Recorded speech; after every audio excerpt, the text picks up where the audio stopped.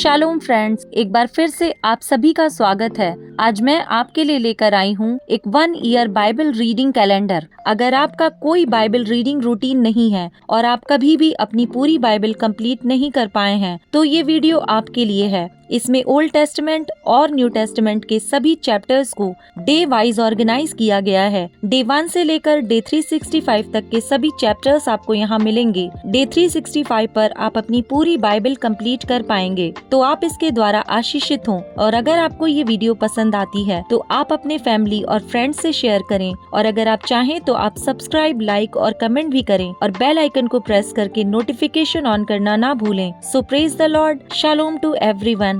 Let's get started. Day 225, Psalm chapter number 96। परमेश्वर सर्वोच्च राजा।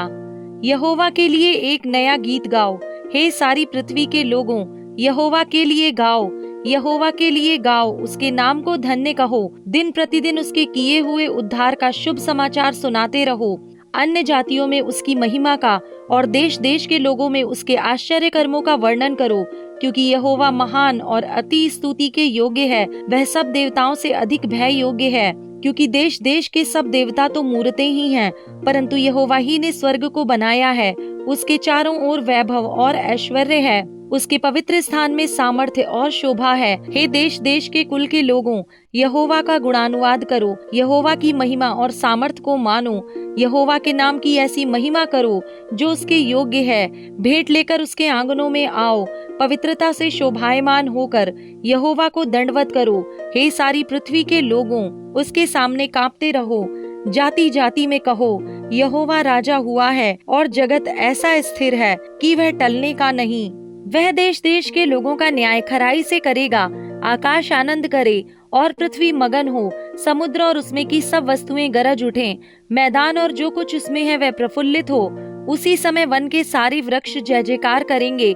यह यहोवा के सामने हो, क्योंकि वह आने वाला है, वह पृथ्वी का न्याय करने को आने वाला है। वह धर्म से जगत का और सच्चाई से देश देश के लोगों का न्याय करेगा। साम चैप्टर नंबर 97। परमेश्वर सर्वोच्च शासक। यहोवा राजा हुआ है, पृथ्वी मगन हो और दीप जो बहुतेरे हैं वह भी आनंद करें। बादल और अंधकार उसके चारों ओर हैं। उसके सिंहासन का मूल धर्म और न्याय है। उसके आगे आगे आग चलती हुई उसके विरोधियों को चारों ओर भस्म करती है। उसकी बिजलियों से जगत प्रकाशित हुआ, पृथ्वी देखकर थरथरा गई है। पहाड़ यहोवा के सामने मोम के समान पिघल गए, अर्थात सारी पृथ्वी के परमेश्वर के सामने। आकाश ने उसके धर्म की साक्षी दी और देश देश के सब लोगों ने उसकी महिमा देखी है। जितने खुदी हुई मूर्तियों की उपासना करते और मूर्तों पर फूलते हैं वे लज्जित हों। हे सब देवताओं, तुम उसी को दंडवत करो। सियोन सुनकर आनंदित हुई और यहूदा की बेटियां मगन हुई। हे यहोवा, यह तेरे नियमों के कारण हुआ, क्योंकि हे यहोवा, तू सारी पृथ्वी के ऊपर परम प्रधान है। तू सारे देवताओं से अधिक महान ठहरा है। हे यहोवा के प्रेमियों, बुराई से घृणा करो। वह अपने भक्तों के प्राणों की रक्षा करता और उन्हें दुष्टों के हाथ से बचाता है। धर्मी के लिए ज्योति और सीधे मन वालों के लिए आनंद बोया गया है। हे धर्मियों, यहोवा के कारण आनंदित हो और जिस पवित्र नाम से उसका स्मरण होता है उसका धन्यवाद करो। साम चैप्टर नंबर 98। परमेश्वर की सच्चाई के लिए स्तुति गान। यहोवा के लिए एक नया गीत गाओ, क्योंकि उसने आश्चर्य कर्म किए हैं। उसके दाहिने हाथ और पवित्र भुजा ने उसके लिए उद्धार किया है। यहोवा ने अपना किया हुआ उद्धार प्रकाशित किया। उसने अन्य जातियों की दृष्टि में अपना धर्म प्रकट किया है। उसने इज़राइल के घराने पर की अपनी करुणा और सच्चाई की सुधि ली, और पृथ्वी के सब दूर दूर देशों ने हमारे परमेश्वर का किया हुआ उद्धार देखा है। हे सारी पृथ्वी के लोगों, यहोवा का जय जयकार करो, उत्साह पूर्वक जय जयकार करो और भजन गाओ। वीणा बजाकर यहोवा का भजन गाओ, वीणा बजाकर भजन का स्वर सुनाओ। तुरियां और नरसिंगे फूंक फूंक कर यहोवा राजा का जय जयकार करो। समुद्र और उसमें की सब वस्तुएं गरज उठें, जगत और उसके निवासी महाशब्द करें। नदियां तालियां बजाएं, पहाड़ मिलकर जय जयकार करें। यह यहोवा के सामने हो, क्योंकि वह पृथ्वी का न्याय करने को आने वाला है। वह धर्म से जगत का और सच्चाई से देश देश के लोगों का न्याय करेगा। Romans chapter number 12। परमेश्वर की सेवा का जीवन। इसलिए हे भाइयों, मैं तुमसे परमेश्वर की दया स्मरण दिलाकर विनती करता हूँ, कि अपने शरीरों को जीवित और पवित्र और परमेश्वर को भावता हुआ बलिदान करके चढ़ाओ। यही तुम्हारी आत्मिक सेवा है। इस संसार के सदृश ना बनो, परंतु तुम्हारे मन के नए हो जाने से तुम्हारा चाल चलन भी बदलता जाए, जिससे तुम परमेश्वर की भली और भावती और सिद्ध इच्छा अनुभव से मालूम करते रहो। क्योंकि मैं उस अनुग्रह के कारण जो मुझको मिला है तुम में से हरेक से कहता हूँ कि जैसा समझना चाहिए उससे बढ़कर कोई भी अपने आप को ना समझे, पर जैसा परमेश्वर ने हर एक को विश्वास परिणाम के अनुसार बांट दिया है, वैसा ही सुबुद्धि के साथ अपने को समझे। क्योंकि जैसे हमारी एक देह में बहुत से अंग हैं और सब अंगों का एक ही सा काम नहीं, वैसा ही हम जो बहुत हैं मसीह में एक देह होकर आपस में एक दूसरे के अंग हैं। जबकि उस अनुग्रह के अनुसार जो हमें दिया गया है, हमें भिन्न भिन्न वरदान मिले हैं।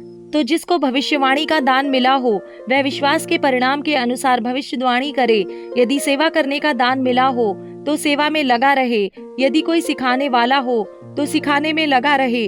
जो उपदेशक हो वह उपदेश देने में लगा रहे। दान देने वाला उदारता से दे। जो अगुवाई करे वह उत्साह से करे। जो दया करे वह हर्ष से करे।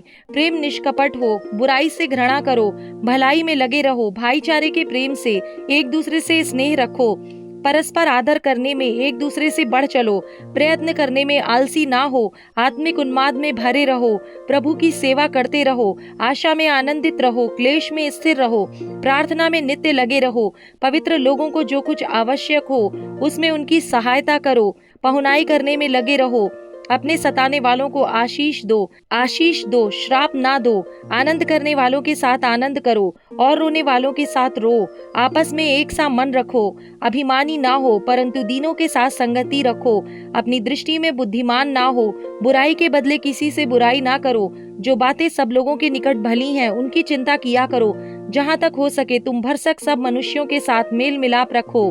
हे प्रियों, बदला ना लेना परंतु परमेश्वर के क्रोध को अवसर दो, क्योंकि लिखा है, बदला लेना मेरा काम है, प्रभु कहता है मैं ही बदला दूंगा। परंतु यदि तेरा बैरी भूखा हो तो उसे खाना खिला, यदि प्यासा हो तो उसे पानी पिला, क्योंकि ऐसा करने से तू उसके सिर पर आग के अंगारों का ढेर लगाएगा। बुराई से ना हारो परंतु भलाई से बुराई को जीत लो।